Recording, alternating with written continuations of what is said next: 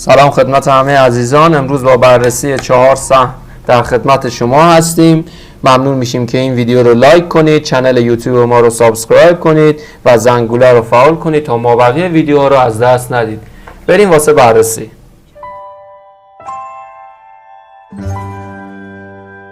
خب سهم اول سهم قچار هست. همونطور که مشاهده میکنید سهم قچار بر روی خط روند صعودی خودش قرار داره و از همین محدوده برگشته و میشه این سهم و همین محدوده ها بررسی کرد با هدف 1000 تومان. بریم واسه سهم بعدی.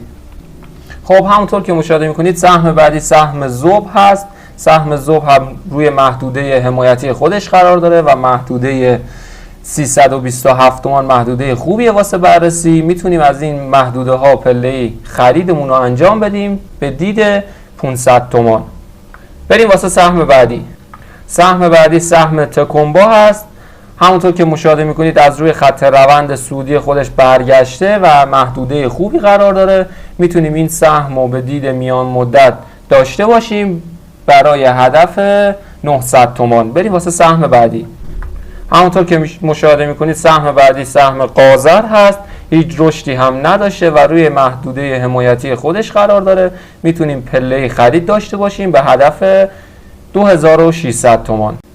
ممنون که همراه ما بودید. حتما این ویدیو رو لایک کنید، کانال ما رو سابسکرایب کنید و اسم سهم مورد نظر خودتون رو کامنت کنید تا تحلیلش رو در روزهای آینده براتون درج کنیم.